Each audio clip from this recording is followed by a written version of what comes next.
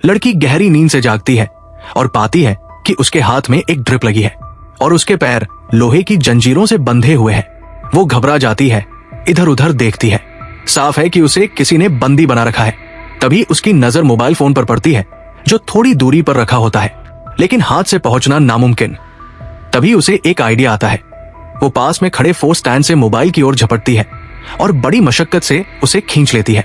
लेकिन अफसोस, ये सब बेकार था, क्योंकि बेसमेंट में मोबाइल नेटवर्क ही नहीं था। तभी दरवाजे के बाहर किसी के कदमों की आहट आती है। वो घबराकर चिल्लाती है, please please don't hurt me. मगर सामने आया आदमी उसकी बात अनसुनी करता है। वो गेट के पास से एक बैसाखी उठाकर अंदर लाता है और जाते जाते चुपचाप चाबी छोड़ जाता है। लड़की समझ जाती है ये उसका मौका है। वो तुरंत चाबी से जंजीर खोलती है, लेकिन जैसे ही दरवाजे तक पहुंचती है वो लॉक मिलता है। हार नहीं मानते हुए वो बैसाखी को धारदार बना देती है और छुपकर उस आदमी पर हमला करने की योजना बनाती है।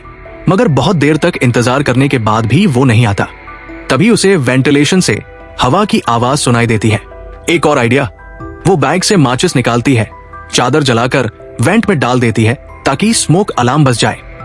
जैसे ही आदमी दौड़ता हुआ आता है, लड़की हमला कर देती है, लेकिन वो आदमी बेहद ताकतवर था। एक ही झटके में वो लड़की को दबोच लेता है और उसके हाथ में सुई घूम देता है। लड़की फिर बेहोश हो जाती है। जब होश आता है तो वो देखती है कि सामने वही आदमी बैठा है।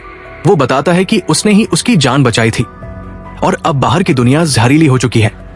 शायद केमिकल अटैक हुआ है या एलियंस ने हमला किया है। जो भी हो, बाहर जाना मतलब मौत। वो कहता है कि जब लड़की का एक्सीडेंट हुआ था तब उसी ने उसे यहां लाकर बचाया था। लड़की को उस पर यकीन नहीं होता, लेकिन तभी छत से गाड़ी के गुजरने की आवाज आती है। वो धीरे से बाहर निकलती है और पाती है कि वहां और भी लोग हैं, जिनमें एक का नाम मैट है।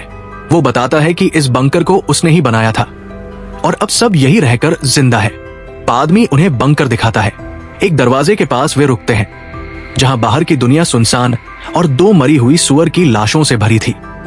लड़की अब धीरे धीरे यकीन करने लगती है, मगर तभी उसकी नजर एक पुरानी गाड़ी पर पड़ती है। वही गाड़ी जिसने उसका एक्सीडेंट किया था। वो सब समझ जाती है, लेकिन अभी कुछ कहती नहीं। रात को डिनर के वक्त वो देखती है कि मोटा आदमी चाबी को बोतल ओपनर के साथ लटकाए रखता है और सिर्फ बोतल खोलते समय ही उसे निकालता है। एक योजना बनती है, उसे गुस्सा दिलाना होगा। वो और मैट बातचीत में लग जाते हैं, जिससे मोटा आदमी चिढ़ जाता है और लड़की को दीवार से सटा देता है। लेकिन लड़की उस वक्त चुपचाप चाबी चुरा लेती है। मौका देखकर वो भागती है, मगर तभी बाहर एक आदमी दरवाजा पीटने लगता है। उसका चेहरा पूरी तरह सड़ा हुआ है।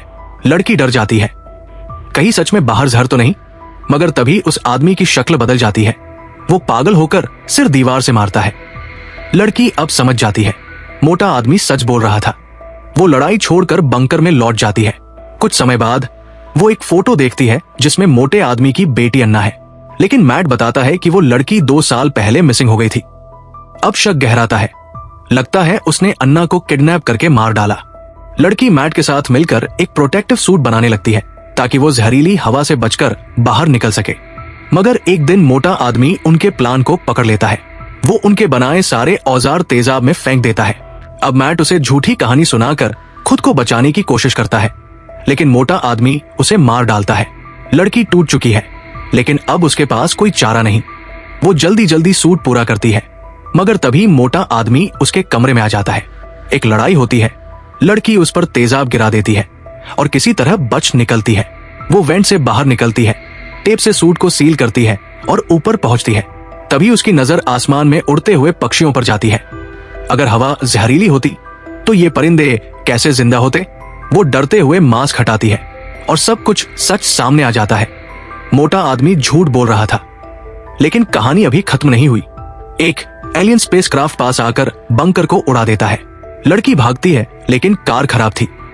अगली कार में बैठती है, तभी एक राक्षस जैसी चीज उस पर हमला करती है। वो किसी तरह शराब और लाइटर से मोलोटोव कॉकटेल बनाकर उस पर फेंकती है और आखिरकार बच निकलती है।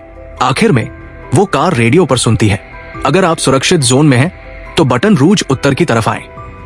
लेकिन अगर आप मेडिकल या मिलिट्री ट्रेनिंग में हैं तो ह्यूस्टन के मर्सी हॉस्पिटल में मदद की जरूरत है। वो एक साइन बोर्ड पर रुकती है और सोचती है अब उसे कौन सी दिशा चुननी है।